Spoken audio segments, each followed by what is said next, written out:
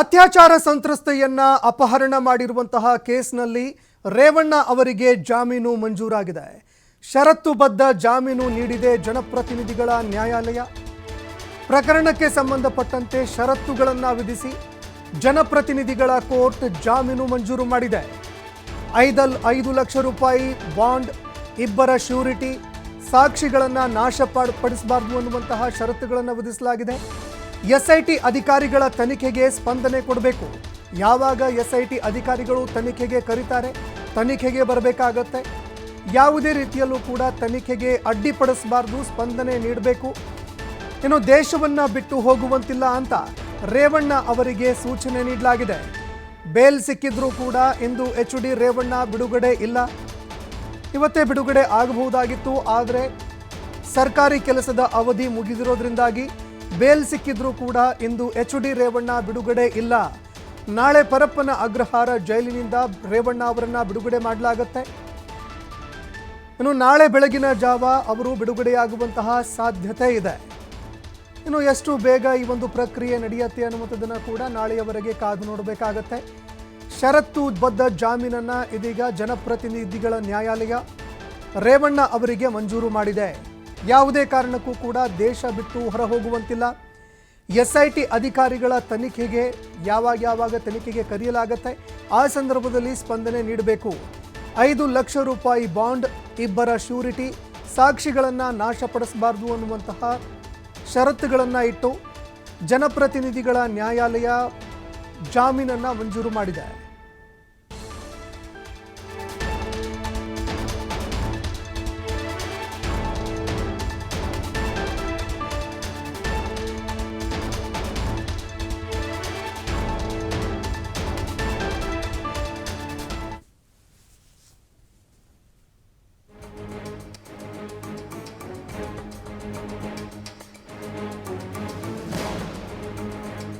ನ್ಯಾಯಾಲಯದಲ್ಲಿ kidnap case ಏನು ಮೊಕದ್ದಮೆ ದಾಖಲಾಗಿತ್ತೋ ಆ ದಾಖಲೆಯಲ್ಲಿ ವಾದ ವಿವಾದಗಳನ್ನು ಕೋರ್ಟು ಸುದೀರ್ಘವಾಗಿ ಆಲಿಸಿದ ನಂತರ ಕೋರ್ಟ್ ನ್ಯಾಯಾಲಯವು ಇವತ್ತು ರೇವಣ್ಣ ಅವರು ಯಾವುದೇ ತಪ್ಪು ಎಸಗಿಲ್ಲ, ಮತ್ತೆ ಮೇಲ್ನೋಟಕ್ಕೆ ಇದು ಜಾಮೀನು ಕೊಡುವಂತ ಒಂದು ಪಿಟಿಷನ್ ಆಗಿರೋದ್ರಿಂದ ಆ ಜಾಮೀನು ಅರ್ಜಿ ಹಲೋ ಮಾಡಿ 2 ಸೂರಿಟಿ ಮತ್ತೆ 5 lakhs ಪರ್ಸನಲ್ ಬಾಂಡ್ ಇರುವಂತ 2 ಸೂರಿಟಿ ಕೊಡಬೇಕು ಅಂತ ಆರ್ಡರ್ ಮಾಡಿದ್ದಾರೆ.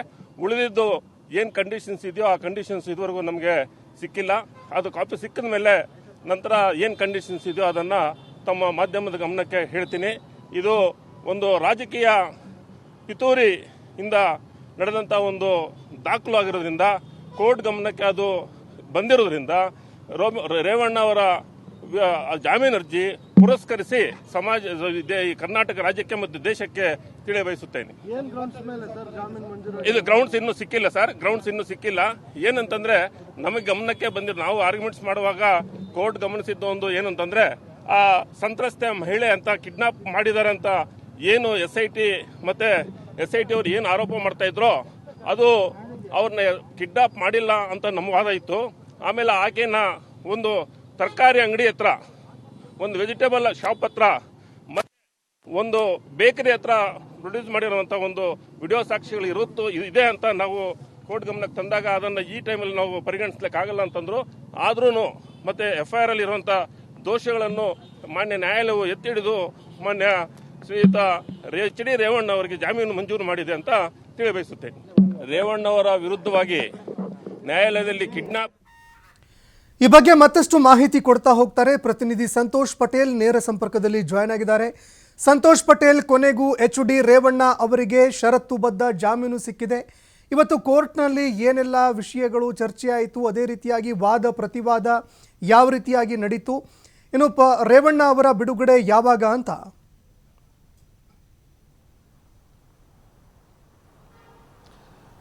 ಸಂತೋಷ್, ಏನು ಇವತ್ತು ಸಂಪೂರ್ಣವಾಗಿ ಕೋರ್ಟ್ನಲ್ಲಿ ಇಡೀ ದಿನ ರೇವಣ್ಣ ಅವರ ಜಾಮೀನು ಅರ್ಜಿ ವಿಚಾರಣೆ ನಡೆದಿರುವಂಥದ್ದು. ಕೊನೆಗೂ ಅಂತಿಮವಾಗಿ ಸುಮಾರು 6:35 ಸಮಯಕ್ಕೆ ಒಂದು ಆದೇಶವನ್ನು ನ್ಯಾಯಾಲಯ ಬರೆಸುವಂಥದ್ದು. ರೇವಣ್ಣ ಅವರಿಗೆ ಜಾಮೀನು ಸಿಗುತ್ತೆ, ಜಾಮೀನನ್ನು ಮಂಜೂರು ಮಾಡುವಂಥದ್ದು. ಷರತ್ತುಬದ್ಧ ಜಾಮೀನು ಇದಾಗಿರುವಂಥದ್ದು. 5 ಲಕ್ಷ ಬಾಂಡ್, ಅದರ ಜೊತೆಗೆ ಇಬ್ಬರು ಶ್ಯೂರಿಟಿ. ಅದಷ್ಟೇ ಅಲ್ಲದೆ ದೇಶ ಬಿಟ್ಟು ಹೋಗುವಂತಿಲ್ಲ, ಯಾವುದೇ ಸಾಕ್ಷ್ಯವನ್ನು ನಾಶ ಮಾಡುವಂತಿಲ್ಲ, ಅದರಲ್ಲೂ KR ನಗರ ಕೂಡ ಇವರು ಆ ಭಾಗಕ್ಕೆ ಹೋಗುವಂತಿಲ್ಲ ಗೊತ್ತಿಲ್ಲ ಅಂತ ಹೇಳಿ ಈಗಾಗಲೇ ಒಂದು ಷರತ್ತುಗಳನ್ನು ಹಾಕಿರುವಂಥದ್ದು. ಅದರ ಜೊತೆಗೆ ಯಾವುದೇ ರೀತಿಯ ಪ್ರಭಾವ ಬೀರಬಾರ್ದು, ಸಾಕ್ಷಿಗಳನ್ನು ನಾಶವನ್ನು ಮಾಡಬಾರ್ದು ಅಂತ ಇದಿಷ್ಟು ಸದ್ಯಕ್ಕೆ ಗೊತ್ತಾಗಿರುವಂಥದ್ದು. ಇದನ್ನು ಹೊರತುಪಡಿಸಿ ಮತ್ತೇನಾದರೂ ಷರತ್ತುಗಳು ಹಾಕಿದೆಯಾ ಅನ್ನೋದು ಅದರ ಕಾಪಿ ಬಂದ ನಂತರ ನೋಡಬೇಕು. ಯಾಕೆಂದರೆ ಈಗಾಗಲೇ ಲೇಟ್ ಆಗಿರುವಂಥದ್ದು. ಇವತ್ತು ಏನು ರೇವಣ್ಣ ಅವರಿಗೆ ಜಾಮೀನು ಮಂಜೂರಾದರೂ ಕೂಡ ಅವ್ರಿಗೆ ಜೈಲೇ ಗತಿ. ಇವತ್ತು ಯಾವುದೇ ರೀತಿ ಬಿಡುಗಡೆ ಇಲ್ಲ. 6 ಗಂಟೆಗೂ ಮೊದಲೇ ಏನಾದರೂ ಆದೇಶ ಬಂದಿದ್ರೆ, ಆದೇಶನ ಬರೆಸಿದ್ರೆ, ಇವ್ರಿಗೆ ಜಾಮೀನು ಸಿಕ್ಕಿದ್ರೆ ಇವತ್ತು ರೇವಣ್ಣ ಅವರಿಗೆ ಏನು ಬಿಡುಗಡೆ ಆಗ್ತಾ ಇತ್ತು. ಏನು ಕೋರ್ಟ್ನಲ್ಲಿ ಬಂದಂತಹ ಆ ಆರ್ಡರ್ ಏನಿತ್ತು ಅದನ್ನು ತೆಗೆದುಕೊಂಡೋಗಿ ಪರಪ್ಪನಗ್ರಹರ ಅಧಿಕಾರಿಗಳಿಗೆ ಕೊಟ್ಟಿದ್ರೆ 6 ಗಂಟೆ ಒಳಗಡೆ ಅವ್ರಿಗೆ ಇವತ್ತು ಬಿಡುಗಡೆ ಭಾಗ್ಯ ಇರ್ತೈತಿ. ಹೀಗಾಗಿ ನಾಳೆ ಅದರ ಆರ್ಡರ್ ಕಾಪಿಯನ್ನು ತೆಗೆದುಕೊಳ್ಬೇಕಾಗುತ್ತೆ. ನಾಳೆ ಅವ್ರಿಗೇನು ಜೈಲು ಅಧಿಕಾರಿಗಳಿಗೆ ಇದರ ಮಾಹಿತಿಯನ್ನು ಕೊಡ್ತಾರೆ. ನಾಳೆ ಬಿಡುಗಡೆ ಪ್ರೋಸೆಸ್ಗಳು ನಡೆಯುತ್ತೆ. ಸೊ ಒಟ್ಟಾರೆಯಾಗಿ ಇಡೀ ದಿನ ಇವತ್ತು ನಡೆದಂತಹ ವಾದ ವಿವಾದ ಏನಿತ್ತು ಸಾಕಷ್ಟು ಕುತೂಹಲವನ್ನು ಕೆಳಿಸಿತ್ತು. ರೇವಣ್ಣ ಅವರಿಗೆ ಸಿಗುತ್ತಾ, ಜಾಮೀನು ಸಿಗಲ್ವ ಅಂತ. ಈಗ ಅಂತಿಮವಾಗಿ ಸಿಕ್ಕಿರುವಂಥದ್ದು. ಗ್ರೌಂಡ್ಸ್ಗಳನ್ನು ನೋಡ್ತಾ ಹೋದಂಥ ಸಂದರ್ಭದಲ್ಲಿ ಸಿ ವಿ ನಾಗೇಶ್ ಅವರು SIT ಅಧಿಕಾರಿಗಳು ಏನು ಒಂದಿಷ್ಟು ಮಾಹಿತಿಗಳನ್ನು ಕೊಟ್ಟಿದ್ರು, ಇವ್ರ ಮೇಲೆ ಆರೋಪಗಳನ್ನು ಮಾಡ್ತಾಯಿದ್ರು, ಅವೆಲ್ಲವನ್ನು ತಳ್ಳಿ ಹಾಕುವಂತಹ ಒಂದು ಆರ್ಗ್ಯುಮೆಂಟನ್ನು ನಡೆಸಿದ್ರು. ಏನು ಸಂತ್ರಸ್ತೆ ಕಿಡ್ನಾಪ್ ಆಗಿದೆ ಅಂತ ಹೇಳಾಗ್ತಿದೆ. ಇದರಲ್ಲಿ ಎಲ್ಲೂ ಕೂಡ ರೇವಣ್ಣ ಅವರು ನೇರವಾಗಿ ಭಾಗಿಯಾಗಿಲ್ಲ. ರೇವಣ್ಣ ಅವರ ಮೇಲೆ ರಾಜಕೀಯ ದುರುದ್ದೇಶದಿಂದ ಈ ರೀತಿಯ ಆರೋಪಗಳನ್ನು ಮಾಡಲಾಗ್ತಾ ಇದೆ. ಅವರು ಯಾರಿಗೂ ಬೆದರಿಕೆಯನ್ನು ಹಾಕಿಲ್ಲ, ಯಾರಿಗೂ ಹಲ್ಲೆಯನ್ನು ಮಾಡಿಲ್ಲ. ಮತ್ತು ಅವರ ಸಂಬಂಧಿಕರು ಎನ್ನಲಾದ ರೇವಣ್ಣ ಅವರ ಸಂಬಂಧಿಕರಿಗೆ ಸಂಬಂಧಪಟ್ಟ ರೆಸಾರ್ಟ್ನಲ್ಲಿ ಸಂತ್ರಸ್ತೆಯನ್ನು ಇಡಲಾಗಿತ್ತು ಅಂತ ಹೇಳಲಾಗ್ತಾ ಇತ್ತು. ಸೊ ಅಲ್ಲೂ ಕೂಡ ಇಟ್ಟಿಲ್ಲ. ಇದುವರೆಗೂ 164 ಹೇಳಿಕೆಯನ್ನು ದಾಖಲು ಮಾಡಿದರೆ ಅದನ್ನು ನ್ಯಾಯಾಲಯಕ್ಕೆ ಸಲ್ಲಿಕೆಯನ್ನು ಮಾಡಿಲ್ಲ. ಸಂತ್ರಸ್ತೆಯ ಬಳಿ ಇವರು ಏನು ರೇವಣ್ಣ ಅವರ ಮೇಲೆ ಆರೋಪಗಳನ್ನು ಮಾಡ್ತಾ ಇದ್ರು. ಅದಕ್ಕೆ ಯಾವುದೇ ರೀತಿಯ ಸೂಕ್ತ ಆಧಾರವಾದ ಸಾಕ್ಷ್ಯಾಧಾರಗಳು ಇಲ್ಲದ ಹಿನ್ನೆಲೆಯಲ್ಲಿ ಇವತ್ತು ಇವರಿಗೆ ಹಿನ್ನಡೆ ಆಗಿದೆ ಅಂತ ಹೇಳಿದರೆ ತಪ್ಪಾಗ್ಲಿಕ್ಕಿಲ್ಲ. ಈ ಹಿನ್ನೆಲೆಯಲ್ಲಿ ಅವ್ರಿಗೆ ಇವತ್ತು ಏನು ಜಾಮೀನು ಮಂಜೂರಾಗಿರುವಂಥದ್ದು. SIT ಅಧಿಕಾರಿಗಳು ಕೊಟ್ಟಂತಹ ಕಾರಣಗಳೇನಿತ್ತು, ಹಿಂದೆ ಕಿಡ್ನಾಪ್ ಆಗಿದ್ದ ಪ್ರಕರಣಗಳಿರ್ಬೋದು, ಬೇರೆ ಬೇರೆ ಪ್ರಕರಣಗಳನ್ನು ಅಲ್ಲಿ SPP ಅವರು ಉಲ್ಲೇಖವನ್ನು ಮಾಡ್ತಾರೆ. ಆದರೆ ಆ ಪ್ರಕರಣಗಳಲ್ಲಿ ಕಿಡ್ನಾಪ್ ಮಾಡಿ ಬೇಡಿಕೆಗಳನ್ನು ಇಟ್ಟಿದ್ರು. ಹಣಕ್ಕೆ ಬೇಡಿಕೆ ಇರ್ಬೋದು, ಮತ್ತು ಇನ್ನಿತರ ವಿಚಾರಗಳಿಗೆ ಸಂಬಂಧಪಟ್ಟ ಹಾಗೆ ಬೇಡಿಕೆಗಳನ್ನು ಇಡ್ತಾ ಇದ್ರು. ಪ್ರಮುಖವಾಗಿ ಓರ್ವ ಬಾಲಕನ ಕಿಡ್ನಾಪ್ ಮಾಡಿದ ಪ್ರಕರಣ ಕೂಡ ಏನು SIT SPPಗಳು ಅಲ್ಲಿ ಒಂದು ಉಲ್ಲೇಖವನ್ನು ಮಾಡಿದ್ರು. ಆದರೆ ಅದಕ್ಕೆ ಆಕ್ಷೇಪಣೆ ಸಲ್ಲಿಸಿದಂತಹ ಏನು ಸಿ ವಿ ನಾಗೇಶ್ ಅವರು ಅದರಲ್ಲಿ ಒಂದು ರೀಸನ್ ಇದೆ. ಜಾಮೀನನ್ನು ಯಾಕೆ ಕೊಡಬಾರ್ದು ಅಂತ ಹೇಳಿದ್ರೆ, ಬಾಲಕನ ಕಿಡ್ನಾಪ್ ಮಾಡಿದ್ರೆ ಹಣಕ್ಕೆ ಆಮಿಷವನ್ನು ಒಡ್ಡಿದ್ದಾರೆ. ಆದರೆ ಇಲ್ಲಿ ಆ ರೀತಿಯ ಯಾವುದೇ ಘಟನೆ ನಡೆದಿಲ್ಲ. ರೇವಣ್ಣ ಅವರು ಯಾರಿಗೂ ಫೋನ್ ಮಾಡಿಲ್ಲ, ಬೆದರಿಕೆಯನ್ನು ಹಾಕಿಲ್ಲ, ಮತ್ತು ಯಾವುದೇ ರೀತಿಯ ಆಮಿಷಗಳನ್ನು ಕೂಡ ಅವರು ಒಡ್ಡಿಲ್ಲ. ಹೀಗಾಗಿ ಅವರಿಗೆ ಯಾವ ಹಂತದಲ್ಲೂ ಕೂಡ ಅವರು ಈ ಪ್ರಕರಣದಲ್ಲಿ ಭಾಗಿಯಾಗಿಲ್ಲ.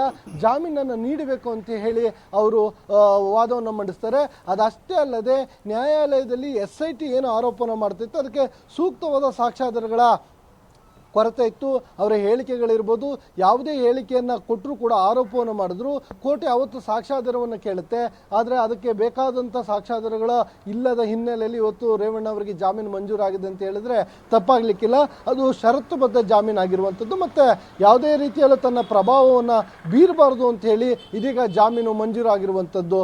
ಸಂತೋಷ್, ಧನ್ಯವಾದಗಳು ಸಂತೋಷ್ ನಿಮ್ಮೆಲ್ಲ ಮಾಹಿತಿಗೆ.